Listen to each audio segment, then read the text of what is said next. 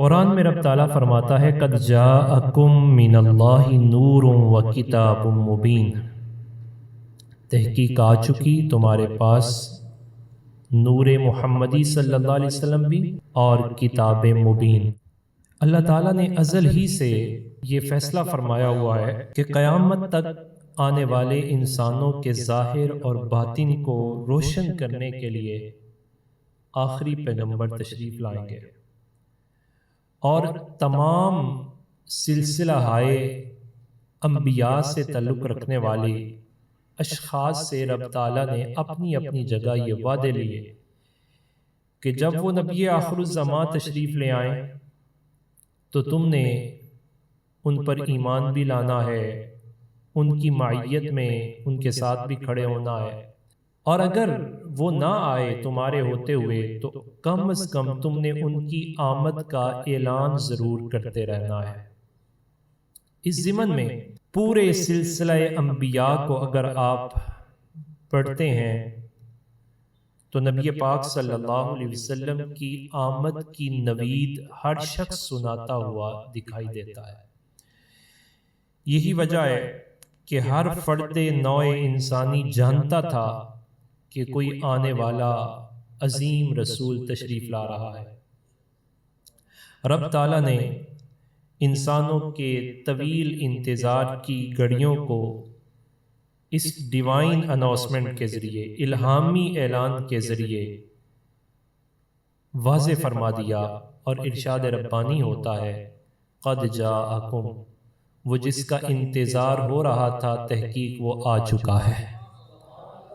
نور ہے یعنی ذات رسالت ماب ہے، و کتاب مبین، اور ساتھ ہی ساتھ کتاب مبین واضح کتاب بھی۔ دوسری جگہ اس کے اوصاف ذکر کیے، انا ارسلناک شاہدا و مبشرا و نذیرا، بے شک محبوب ہم نے آپ کو بھیجا شاہد بھی بنا کر، مبشر خوشخبری سنانے والا بھی بنا کر، نذیرا ڈر سنانے والا بھی بنا کر۔ یہاں یہ جو مبشر اور نذیر ہے، اس کے بارے میں مفسرین یہ کہتے ہیں مبشر کا مطلب اے محبوب جو آپ کو مان لے اسے خوشخبری سنائیے، اور جو آپ کا انکار کرے اسے ڈرائیے۔ جناب عمر رضی اللہ تعالیٰ عنہ ایک دن نبی پاک صلی اللہ علیہ وسلم کی بارگاہ میں حاضر ہوئے اور آ کے عرض کرتے ہیں حضور،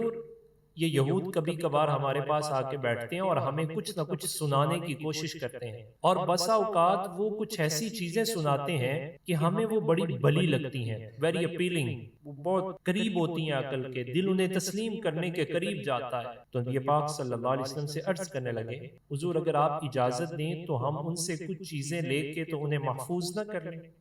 انہیں ہم لکھ نہ لیں۔ نبی پاک صلی اللہ علیہ وسلم آپ نے جلال کا اظہار فرمایا اور فرمایا کیا تم بھی یہود و نصارہ کی صحبت کو قبول کرنے کے بعد ویسے ہی ہو جاؤ گے جیسے یہود و نصارہ نے اپنے دین میں شک کیا؟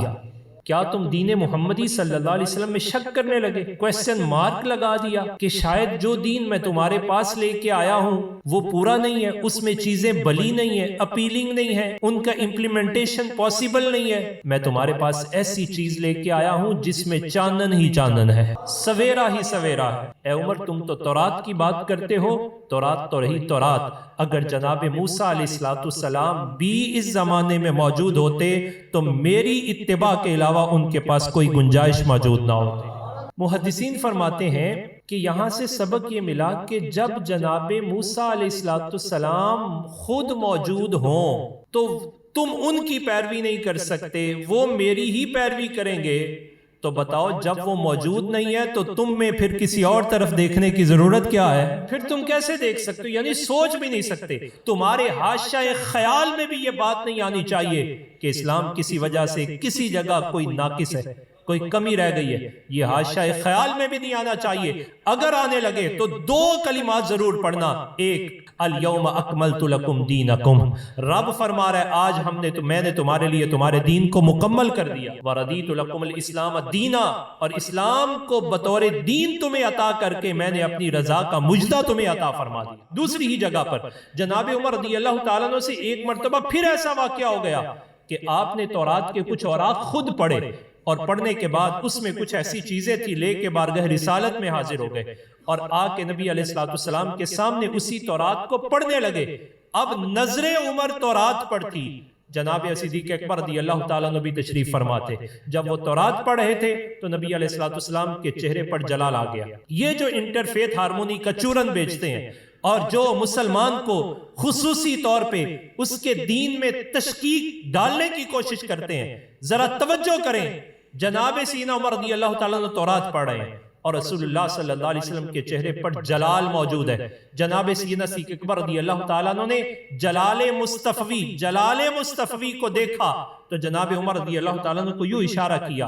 انظر الی وجہ رسول اللہ صلی اللہ علیہ وسلم، چھوڑ تورات کو، ذرا وجہ رسول تو دیکھ۔ جب نظر اٹھائی تو جلال تھا مصطفیٰ کریم علیہ السلام کے چہرے پر، فوراً ہاتھ باندھے اور آپ کو ادھر کیا اور عرض کیا، رضیت باللہ ربا وبالاسلام دینا وبمحمد نبیا۔ حضور مجھ سے غلطی ہو گئی، میں اللہ کے رب ہونے پر راضی اور آپ محمد صلی اللہ علیہ وسلم کے نبی ہونے پہ راضی اور قرآن کے کتاب ہونے پہ راضی ہو۔